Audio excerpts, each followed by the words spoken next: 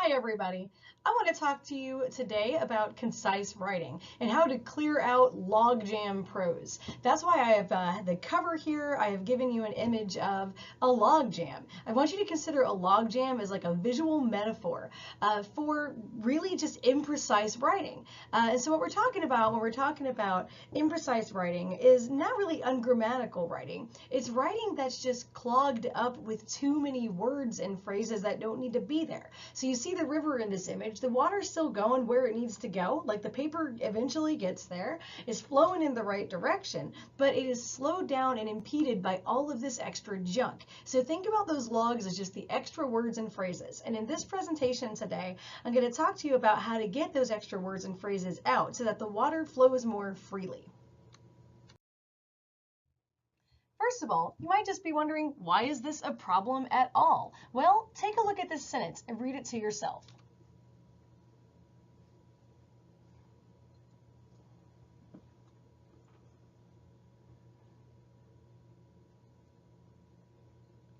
So what is this person trying to say, right? The sentence is not ungrammatical. It's a very long sentence, but there's nothing wrong with it so far as grammar goes. But the problem here is that it's trying to say something very, very simple. Here's the thing it's trying to say. Readers have trouble comprehending imprecise writing. However, it's saying it in 40 words, right? It's a 40-word sentence that could be a 6-word sentence. Not only, this is not just a matter of just saying it in fewer words for the heck of it, right? It's saying it in fewer words because you can understand that second sentence. Where the first sentence, your reader would have to be doing so much work just to figure out what in the heck you're trying to say. So just to remind you once more, imprecise writing is clogging up your prose, and everybody does it. So even if you think you don't, you're going to get something out of this lesson today. Now, we all write imprecisely, but there are all kinds of different reasons that we do it. Sometimes, and I think one of the main reasons for students is that, well, you've just never really thought about the way you're saying things. You're so caught up as a student, for really obvious reasons, on just meeting assignment requirements, doing the thing the assignment is supposed to do, that you forget to think about how you are doing those things. But out there in the world, when people are actually publishing writing and writing for their jobs, they have to think about how they're saying the thing. They can't just say it the first way it came into their head. The goal, just meeting the goals of the assignment or whatever it is you're supposed to be writing at work, isn't enough. You have to think about how to write persuasively, how to write clearly so that your audience understands what you're trying to say. So this might be the first time anyone's ever talked to you about thinking about how you are saying things and the word choices that you are making, not just what you are saying. Another reason people do it, well, it's related, just because they're lazy. Again, you've never really thought about how you're saying things. Instead, you just write them down the first way it pops into your head. And the first way it pops into your head is just the way you've always been saying it and the way you've always heard it. And you're not thinking about, is this the best and most direct way to say what I mean? Another reason, and a lot of students do this too, they do it because they think it makes them sound smarter and more academic. Notice it doesn't. Instead, it just clogs up your writing, it frustrates your reader, and it makes them think that, well, you don't really know what you're trying to say. Because a lot of times, imprecise writing is sort of covering up that you don't know what you're trying to say. What you're going to see in some of the examples in this slideshow, you're going to see that once we actually fix the imprecise writing, you'll see that the thought that was buried in that sentence, once it is clearly stated, is itself not really very clear or really not very sophisticated or really interesting. And academic writers sometimes kind of pad their sentences to try to cover up from their readers, maybe intentionally and maybe from themselves, that they don't really know what they're talking about. So getting imprecise writing out of your prose is going to help you see if the thing you're trying to say actually makes sense. So come with me today, watch this video and get some hopefully really practical tips and tools to get all of the extra stuff out of your writing. Now, I don't expect you to come out of this presentation never ever writing imprecisely again. Changing the paths that your mind goes down takes time and takes effort and takes practice. So if you can just start making a promise to yourself now to try to write more concisely, you're going to be well on the road to actually doing it. Here's what I want you to do in this video. Well, I want you to watch it all the way through to the very end. Then I want you to, as you go along, actually complete the samples. So every once in a while, I'm going to stop and I'm going to say, hey, your turn. I want you to write down at that moment, take out a piece of paper, or if you're in a class where I've asked you to use Padlet for the class, go to Padlet and revise the sentence right there and bring it to class with you for discussion. So we will be discussing your revisions in class together. So make sure you are following all the way through to the very end and that you are completing the assignments that are the sentence revisions that are asked of you all the way through to the very end. Are you guys ready? Let's get going. Here are the 8 categories of imprecise writing that are going to be covered in this presentation. I'm going to go through each of these 8 in order. I will tell you what that category is, I will tell you how to fix it, and I will give you a sample where I actually revise a sentence. Then I will give you a chance to go to Padlet or go to your Word document or go to your notebook and write a revision of your own on another sample sentence. Now, the samples that you're going to see all the way through here are mostly drawn from actual student papers. So these are sentences that students have given to me. Every once in a while, I made up the sentence just to kind of prove a point, but most of the time, these are the ways that students are making these errors. So you can see realistically maybe yourself in some of the things that you're looking at in the rest of the presentation. Are you guys ready to go? If not, take just a second here, pause the video, go get your Word document or your notebook paper or your Padlet up on another computer or up on this computer and get yourself ready. And when you are ready to get started, come back and keep going.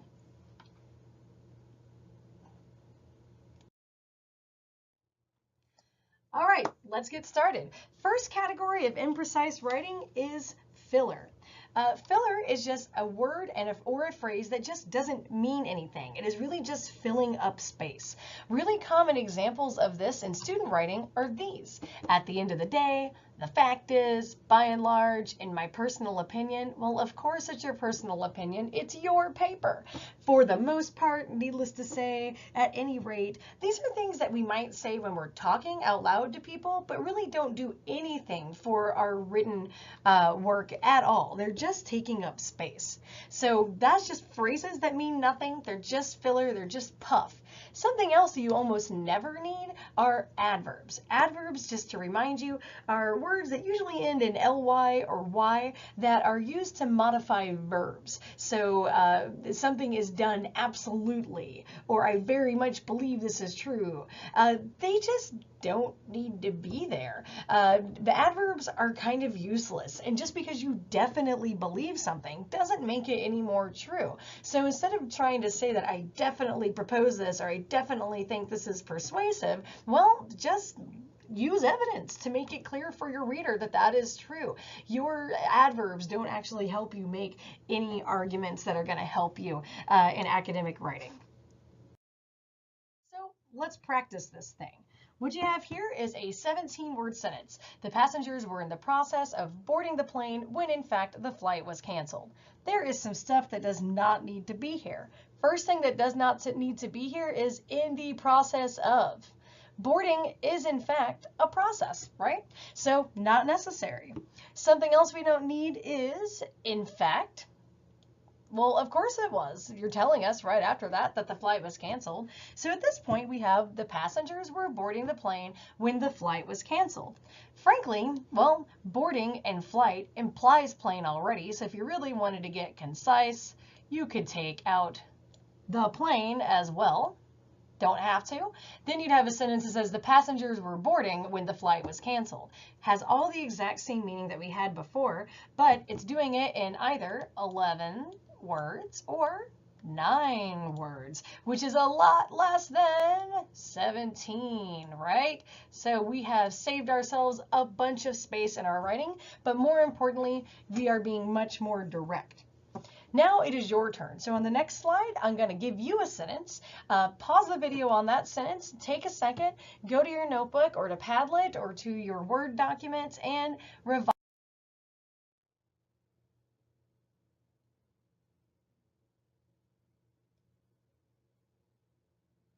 All right, once you've gotten this thing revised, you can go on to the next slide. If you need a second, pause the video here, get this sentence revised on your own, and then go on. See you on the next slide.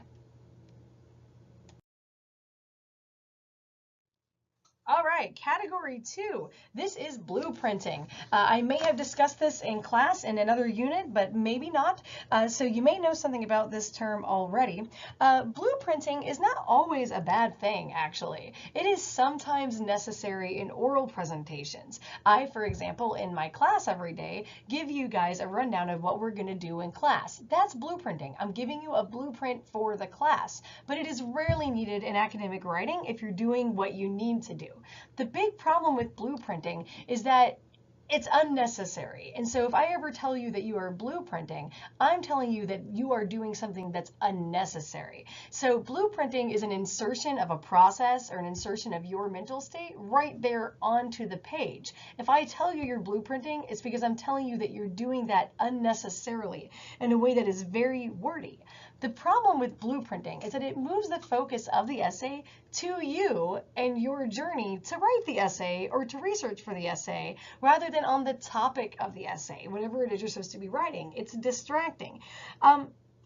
Blueprinting is really just kind of you not thinking about whether or not the thing you are saying needs to be on the page. And it might be kind of just residual from high school or junior high when you had to fill up a certain number of pages and this is a really easy way to do it. It's just talking about yourself. But in academic and professional writing, it is never going to be okay. The type of blueprinting I'm talking about here is if you, in the actual paper, summarize the assignment prompt, tell the story of how you came to write the paper or to find a source, or announce in a really awkward way that you are moving on to another part of the assignment or about to make a rhetorical move.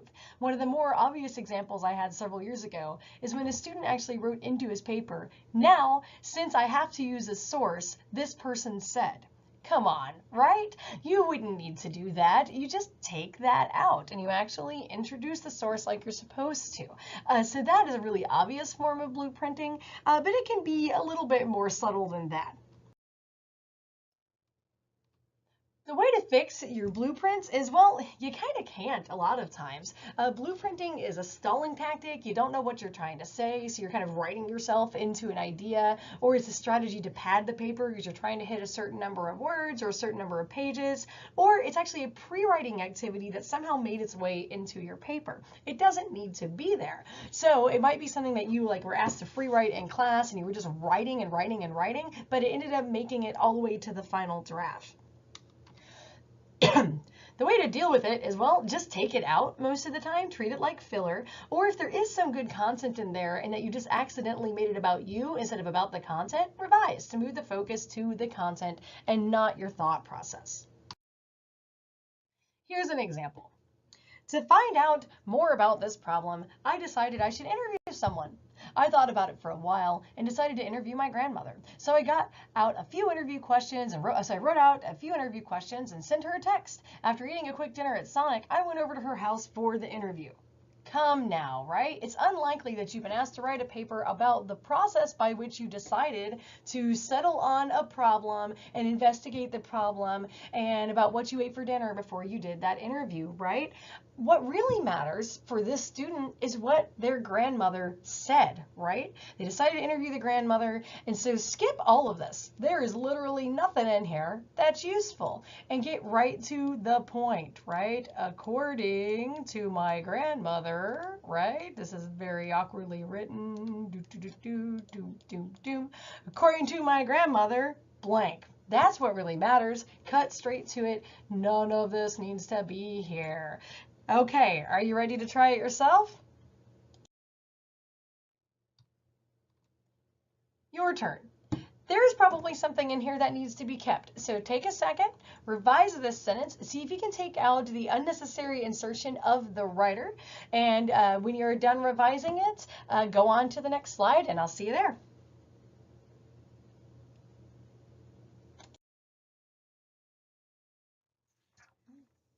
Welcome to third type of imprecise writing, roundabout expressions. A roundabout expression is simply saying in a lot of words what you could say in just one word. So the English language has a word for this thing, yet you are saying it in a really roundabout way. For example, at the present time, at this point in time, in spite of the fact that, in this day and age, has the ability to, due to the fact that, at all times, in the event that, so on and so forth. Even that talks about, that I probably already mentioned at some point in class, is a bad verb, is at least partially a bad verb because it's saying in a roundabout way something really simple. Says, states, describes, concludes, etc. In general, these things can all just be said with one word. The English language has one word. That's the thing that's in parentheses here. But let me tell you the ones that I see the most. This one right here has the ability to, and these. Due to the fact that, and because of the fact that.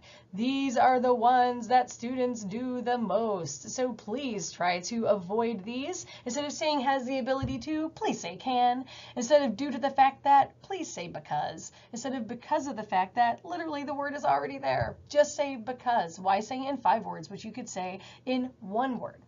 One thing you might notice here as well is that the word that is in a lot of these examples. So take a look right here. We have a in spite of the fact that, we have a due to the fact that, we have a because of the fact that, in the event that. Those are the word that in general is really not that necessary in academic writing. And so one tip I have for you is if you're trying to find where you might be wordy, just do a Control F or a search function on your paper and look for the word that. A lot of times you can literally just move the word that out, just remove it, and the sentence would be fine without it. And other times it's attached to things like this that can be revised to get the word that out. So that's one easy place to start when you're trying to figure out what you can do to make your writing a little less wordy. Relatedly, we have something called redundant expressions. This is when you string together 2 or more words that actually mean exactly the same thing. It's just synonyms for the same word or for the same thing. Common examples that I see in student writing are these. Each and every is either say each or every. You don't need both. Or the end result, final outcome. Come on. You probably hear that one all the time out there in the world, but results are at the end. Outcomes are final. You don't need both of those words. Few in number makes no sense. The word few implies number. It doesn't make any sense either to say that something was red in color. That's what red is. Red is a color. Or past history. Is there any other type of history than past? History implies past. So these are just redundancies, saying in a sentence more than one thing that means pretty much the same thing. Back to adverbs that are also, in general, not really necessary. A lot of times students use redundant adverbs. They say that someone dashed quickly or whispered quietly. That's just the same thing twice, right? Dashed already implies that it's quick. So you don't need to say that someone dashed dashedly, right? Or whispered whisperedly. Those things mean exactly the same thing. So just take one of them out. Just use the verb dashed or use the verb whispered. And don't use the adverb at all. All right, I'm going to give you 2 examples, and we're going to correct them together here on this page. One, that they both have kind of combinations of roundabout and redundant expressions. Due to the fact that the housing market is weak at this point in time, many homeowners are waiting to sell until such time as conditions improve. All right, there are a lot of things that we can pretty quickly see don't need to be here, right? Due to the fact that we got a word for that, right? It's because, which I'm going to write horribly here using my very awkward pen, right? Because the housing market is weak at this point in time. That is a really, really wordy way of saying now, right? So you don't need that. So because the housing market is weak, you could just say now. I'm not going to write that in quite yet for another reason. Many homeowners are waiting to sell until such time as conditions improve. All right, such time as, well, conditions improve implies time, future time, right? So we don't really need this at all. The sentence makes exactly the same sense without it. But let's look at this at this point in time. So you could say, because the housing market is weak now, many homeowners are waiting to sell until conditions improve.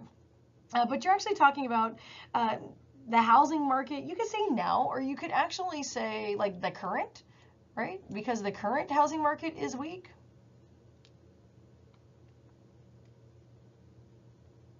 Or frankly, you could like just not say it at all, because it implies that in the future they're waiting for the conditions to improve, so that implies that the weakness is now. So you could actually just say, because the housing market is weak, many homeowners are waiting to sell until conditions improve. So there are a lot of different things that you could do here. You don't really need to do that, at all. You could just say, because the housing market is weak, many homeowners are waiting to sell until conditions improve. In this case, you could easily move this from 27 words, right, to about, I think 17, I think is or wait, no, 15, sorry about that, 15 words, right? You saved yourself 12 words. Let's try another one. The demographics of Glenwood are important to this problem.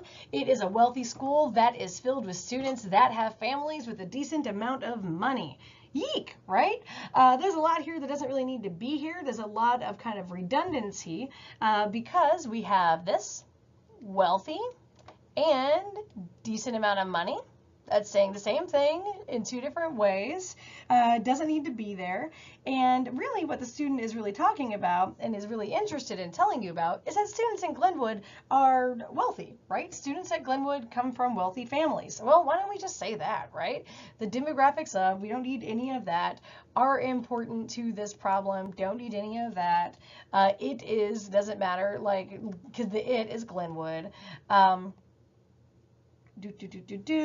really need any of this, right? Glenwood students have, don't need that. Then here we can just say wealthy here, right? Someday I'll get better with this pen, right? But you get my point. And decent amount of money, wealthy means the same thing. Have wealthy families. This student wrote a 28-word, 2 sentences that were 28 words, but if we revise this to just say, Glenwood students have wealthy families, that is 5 words. That's all the student's trying to say, right?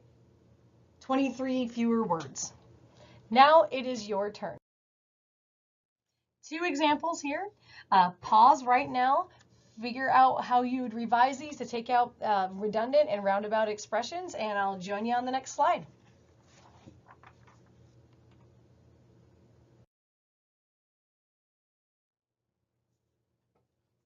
Welcome back. Let's talk about category 4, repetitive wording. This is using 2 forms of the same word in one sentence. It's unnecessarily repeating the same word or phrase in one sentence or in 2 consecutive sentences. So repetition is sometimes really valuable, but this is unnecessary repetition. It's repetition that's just sort of taking up space. It's not there to emphasize a point that you're trying to make. It's just there because you didn't realize that you were repeating yourself. You eliminate this just by taking out the repeated words and sentences. Sometimes you can just take out the repeated words and sentences, but sometimes it's going to be more complicated. Sometimes if it's repetition in 2 sentences that are really close together, you could combine those 2 sentences into one sentence and take out the repeated information. But in order to do that, you may need to change around the syntax of the sentence, start it with some different words. So it can be a little bit complicated depending on what it is that's being repeated and if it's an idea that's being repeated or simply a word that's being repeated. Nevertheless, usually it can be done. Just note whether or not you're sort of repeating yourself and think, can I combine sentences or just pull out some of this repetition to make this make more sense? Here's an example. In order to complete an essay that meets the required standards, one must find what process completes a moving essay that makes fair points, answers the prompt, and has clear, concise writing. Okay, right now we have 32 words. Right, let's see what we can do about this thing. The things that are being repeated here, notice, complete and complete, and essay and essay. So we kind of have a cause and effect move that the student's making with this sentence. They're saying in order to do something, one must do something. Now, if you look at this logically, though, what you see right now is some circularity. Because the student is saying in order to complete an essay, one must find a process to complete an essay, right? So what is the student actually saying? Well, if you remove all of this repetition, we'll see that they're probably not really saying all that much. But let's take out some of the repetition. So the easiest way to take it out is to just take out the second time that the student's saying basically complete an essay. So we could say in order to complete an essay that meets the required standards, one must, we don't need to find how to complete an essay, right? One must make, at this point the grammar has to be changed, right? One must make fair points, answer the prompt, and have clear, concise writing. A little bit better, right? In order to complete an essay that meets the required standards, one must make fair points, answer the prompt, and have clear, concise writing. Students still not saying all that much, even after you take out all of that writing or all that extra stuff, but it's certainly a lot better. And we've moved with this simple move from 32 to, I think, 34 or 24 words. But you can also take this out in order to. You can take out the in order. It's not really that necessary. That's not a repetitive problem, but not really necessary. So if we do that and just say to complete an essay that meets the required standards, one must make fair points, answer the prompt, and have clear, concise writing, then we're down to 22 words. And at least it's a little bit more clear what the student's trying to say. There's not this big circularity problem. And so it's kind of clear that, okay, you're talking about the process of writing a good paper. All right, your turn. Take a second, revise this sentence, write down your response somewhere, and I'll meet you on the next slide.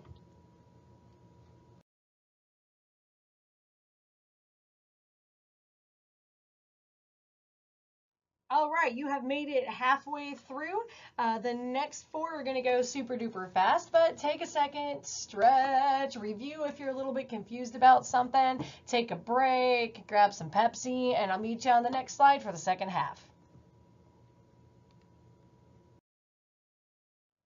All right, welcome back. Now we're going to get to number 5 here. This is something called expletive construction. I know the word expletive might in your head pop up an idea of a cuss word, but that's not really what we're talking about here. This is a grammatical sentence construction, and this is just the term for that. Here's the fancy word, for the fancy definition of this. This is an inverted sentence construction. That means something is turned around backwards, where the word there or the word it comes before a form of the verb to be, like is, are, was, were, but the actual subject of the sentence then comes after that verb.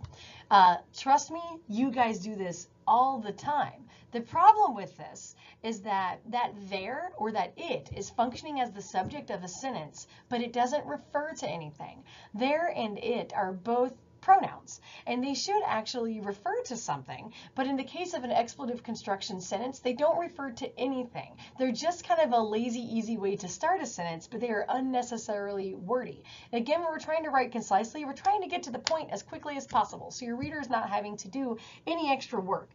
This is a very, very common error, but there is almost never any reason to start any sentence with there is or it is.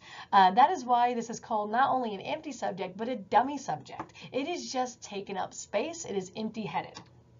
Here's an example. There are several measures that institutions can take to curb plagiarism. Here's what we're talking about. There are, right? So we have, again, this inverted sentence construction with the word there. It's a pronoun, right? Precedes the form of a verb to be. That's the are. And then it is followed by the actual subject of the sentence, which are the measures that institutions can take to curb plagiarism. The there are doesn't refer to anything. There, what is there? So here's how you can get rid of it. Institutions, they are the subject of the sentence, right? Institutions can take several measures to curb plagiarism. So you fix this by finding what is the actual subject of the sentence, right? Find the subject of the sentence, put that at the beginning, and give it the actions institutions can take. We already did it. It's back here. Why bury it at the end of the sentence? Put it up here at the front. Institutions can take several measures to curb plagiarism. Here's another tip here. In general, avoid using pronouns. Things like he, she, it, their, they, as the subject of your sentence, unless it is very clear what they refer to. So it is fine to do it occasionally, but if it's there, if that it or that or that there or that he or that she is the beginning of your sentence, make sure it is very clear in the sentence immediately preceding it what that there, that, it, he, she is referring to and replacing. Because again, it's a pronoun. That means it's got to replace something, and it needs to be clear what it's replacing. All right. Here's an example. Another example. It is hard to revise for conciseness because there are many ways to write imprecisely. Here are the problems. It is. We started with it is. That's one example of expletive construction. But look, there's another one here too. There are. It's hit both of them, right? It is hard to revise for conciseness because there are many ways to write imprecisely. Yeek! This one's a little bit hard to deal with because you got two. I want you to revise this thing, or want us to revise it so we get out both this it, so it is not here anymore, and this there. Because again, they don't refer to anything. It is hard. What is hard? Well, what is hard is revising for conciseness, right? And over here, there are. What is there? Ways to write imprecisely, right? So there's so much repetition in here, and there's just a lot of extra words that don't need to be here. Again, it's an inverted sentence construction. The actual subject of this sentence are many ways to write imprecisely. This is what this sentence is about. So there are different ways you can do this. It's going to take me too long to write this out here because it'll look very, very messy. But let me give you a general sense of what we're talking about. How about making the subject the many ways to write imprecisely make revising for conciseness hard. So we now have this sentence. The many ways to write imprecisely make revising for conciseness hard. Notice there is now no it is, there is no there are, and we've moved from 15 words to 11.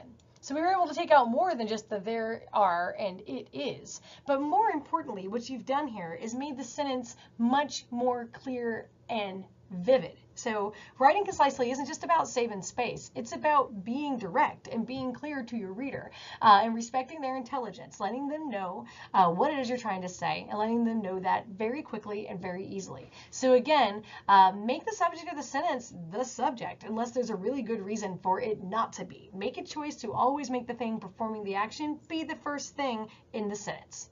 Now it's your turn. Revise this sentence, pause here. When you are ready, I will meet you at the next slide. All right, moving on to mixed construction. Mixed construction sentences are a sentence that starts out using one kind of syntax and one kind of sentence structure. It thinks it's one kind of sentence, but somewhere in the middle, something goes wrong, and the second half of the sentence is a totally different sentence structure altogether. So I call these sometimes Franken sentences because it's like they've been sewn together from different pieces and parts of other thoughts. Unlike everything else in this presentation, a mixed construction sentence is a grammatical error. Everything else you've looked at in this presentation so far is not grammatically wrong. It's fine to write that way from a grammarian standpoint. It's just not very nice to your reader, and it's not helping you actually convey your meaning. In this case, though, this is just wrong. And so if I've ever told you, and I probably have for probably about 50% of you guys in your essays, that you have a mixed construction sentence, I am telling you that your sentence has more than one sentence construction and they're fighting with each other at the same time. The reason I have this included in this particular presentation is because of this particular common form of this, which is wordy and is super easy to fix. A common form of a mixed construction sentence is this. The sentence starts with a preposition. Usually it is with, or in, or because. It's followed by an independent clause that usually begins with the word it. All you need to do is remove the preposition and the word it, and the sentence would be fine. So let's look at an example. With the lack of food options on campus, it makes it difficult to choose healthy food to eat. All right, so the problem we have here is that this is with, right? With the lack of food options on campus, you would then think the rest of the sentence would not begin with the word it. It would begin with like a verb. Choosing healthy food is difficult, something like that, but it doesn't. It starts with, again, another pronoun, right? With the lack of food options on campus, it. Well, what does it refer to in this case? It refers to this? Maybe? Not really sure. With the lack of food options on campus, it makes it difficult to choose healthy food to eat. All those it's in there are obviously a little bit distracting, but an easy way to fix this problem is just to take out the lack of, take out the with and take out the it, right? The lack of food options on campus make it difficult to choose healthy food to eat, because this it is just renaming this thing. Notice in that original example here, this is its own sentence, right? This is an independent clause. This seems to be modifying it with the lack of food options on campus by the way this is structured, this dependent clause, but it doesn't modify it. So this is the beginning of one sentence, and this is its own sentence. It's like, so it ends a different way than it began. So it doesn't make any sense. Combine those things, and you have solved this problem. Here's another example here. By making the campus more welcoming, it is making the campus better. All right, again, the problem is, what is it? It is just renaming this stuff over here. So you don't need that by, because that doesn't make any sense, right? Making the campus more welcoming is making the campus better. Now, this is one of those sentences that you're like, now that I fixed it, it's kind of dumb, which it sort of is. It's a little bit empty. It's a little bit, it's an empty sentence, but it's at least grammatically correct. We could tighten it up just a little bit more and say making the campus more welcoming makes, you don't want this repetition here, so you can just say it. Here is where that it would actually go. That's what this it meant to be, right? Is a renaming of campus. So now we have making the campus more welcoming makes it better. And so we've moved from 12 words to 8 words. Still a little bit empty, not super interesting. And again, as I said way back at the beginning, sometimes once you actually revise these sentences, you see that the person's not really saying that much at all. But really what I want you to focus on here right now is this mistake. Starting with the preposition, there's a comma, and then after that you have an it is. And this to try to remove that one so that you have a tighter, grammatically correct sentence. Now it's your turn. Take a second. Get this thing revised, write it down, and I'll meet you on the next slide.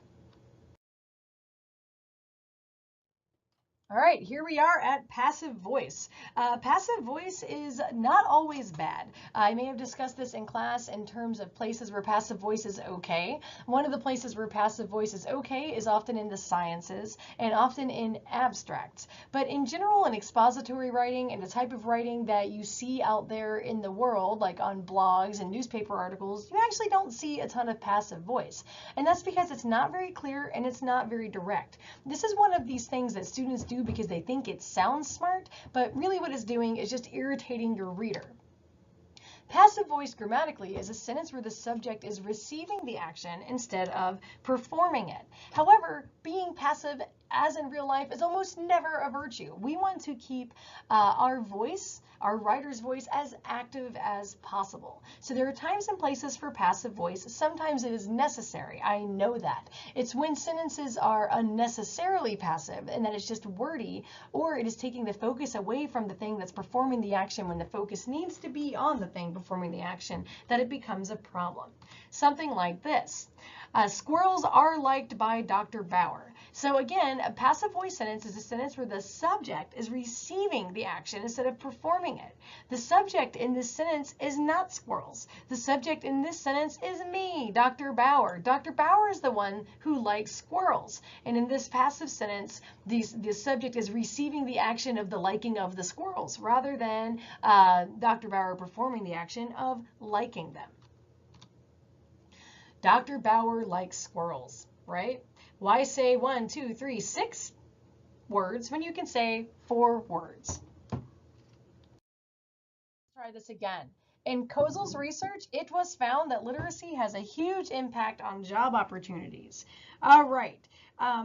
It's the Kozel needs to be performing the action here, right? So why don't we just take out the research? The research isn't doing anything. Research doesn't find anything. What the sentence is saying is that the research found, right? That doesn't make any sense. Why don't we just make it Kozel? So Kozel found that literacy has a huge impact on job opportunities. Cool. So what we could do here is move from 15 words easily to 11. It makes Kozel the thing doing the action instead of his research the thing doing the action, right? So it's optional still. If you wanted to take out that, you could get this down to 10. You could just say Kozel found literacy has a huge impact on job opportunities. But in this case, that's not really too bad. It's just not totally necessary.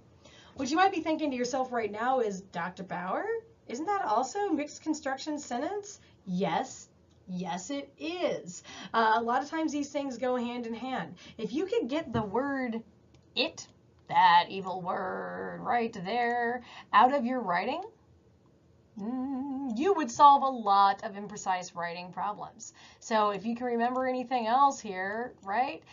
I told you don't have too many that's. Look for your that's, but also look for your its. Its are often also attached to really imprecise writing. So you might want to do a Control F and just look for the word it. Does it need to be there? Can you revise in any way to get the word it out of your writing? And that will make your writing much more exact, much more direct, much more precise. All right, your turn. See you on the flip side.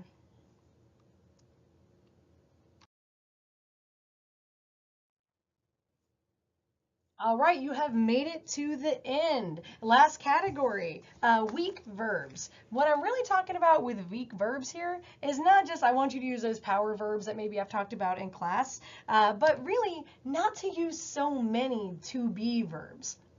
To be verbs, as you may have learned way back in junior high school, is any form of the verb to be.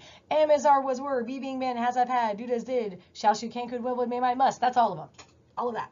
But y'all, you are in college. You know a lot more verbs than that. Anytime you're using a really simple verb like this, when a more powerful and direct verb will do, you are forcing yourself to be wordy because you need to explain yourself, or you need to use another verb right after it in order to make clear what it is you're trying to say. Instead, you could just use the more powerful verb in the first place. Another example of a weak verb are these really vague verbs that require a lot more explanation of the source doing the talking later on. So when someone says talks about, which I've said several times in this presentation, which is just an example of how hard it is to get these habits out of our talking and out of our writing, but also mentions and also says, maybe even states, are a little bit vague. When you're telling me that an author mentioned something, you're not really telling me very much. Were they just kind of randomly talking about it? No, they weren't. They were arguing, they were conceding, they were clarifying, they were explaining. They're not just talking about something. They're not talking about a topic. They're describing a topic. Use a better verb. You have a lot of verbs at your disposal. For example, the destruction of the town by the tornado was complete. Okay. There's got to be a way to get this was out of here, doesn't there? To be verb. And notice something weird that's happened here. The destruction of the town. It sounds really like fancy and really academic, but we have a verb. We don't need to say destruction of the town. We have the verb destroy, right? The tornado is the thing actually doing the destruction, so why not move this, the tornado, Completely. Destroyed. Watch me awkwardly do this. The town. So we move from the destruction of the town by the tornado was complete to the tornado completely destroyed the town. What has happened here is a removal of was and taking something that actually is a real verb out there in the world and letting the thing that's performing that verb perform that verb, right? The tornado destroyed the town. Isn't that so much more vivid? And moreover, we moved from 10 words to 6 words. Let's try another one. The body is reliant on macronutrients for multiple reasons. Okay, is reliant. Why say is reliant? Why use this verb? We have a verb. Reliant can be turned into a verb, so why not just use that?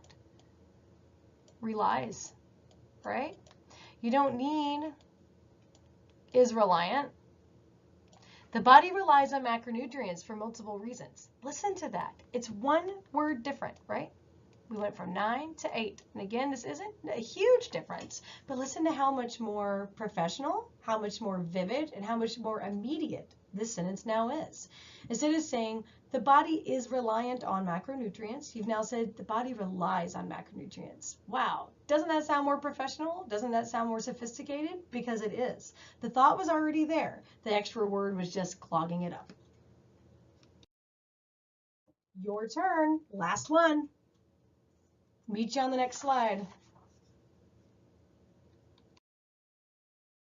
All right. To sum up, well, we want your writing to flow. We want your writing to flow like a river that has no logs on it. Maybe the occasional log, but the logs aren't all crammed up together in a way that's keeping the water from easily getting from point A to point B. Fill up your essays with ideas. That is what's going to help you get solid grades and solid scores in all your writing. But then once you're outside of this class, what's going to help you be persuasive? And that's going to be, it's kind of a subtle difference between a person who seems to know what they're talking about and a person who's still sort of writing like a student. You can get this stuff out. So I want you to practice at least a few things that you can do for this next paper. Look for the that's, look for the it's, look for those mixed construction sentences. Try to take out to be verbs like is and are and was and were out of your writing altogether, and you will find that you are not only sharpening up your prose, you are sharpening up your thoughts. All right, since you made it this far, extra credit opportunity. So here's what I want you to do to get extra credit. Don't tell anybody, right? This is your reward for making it this far and doing this ahead of time as I asked you guys to do. Go into the previous projects that you have turned in for this class. You've got 1 or 2 depending on the class that you're in. I want you to find a single wordy sentence in any of those projects, and I want you to revise it. Post that single wordy sentence, the original, and your revised concise sentence to the discussion board I've set up on Blackboard before class begins, before our next class begins, or before the class that we are discussing this begins. If you do that and it is done before that class begins, you will get half a point of extra credit. That's it. Thank you for bearing with me for the last 47 minutes. Please bring any questions you have about concise writing to class on the day that we are discussing this, because that is the point of the class. And I will help you right then. And please don't forget to also bring in all of those revised sentences from those 8 different categories that we discussed in this presentation. Thanks.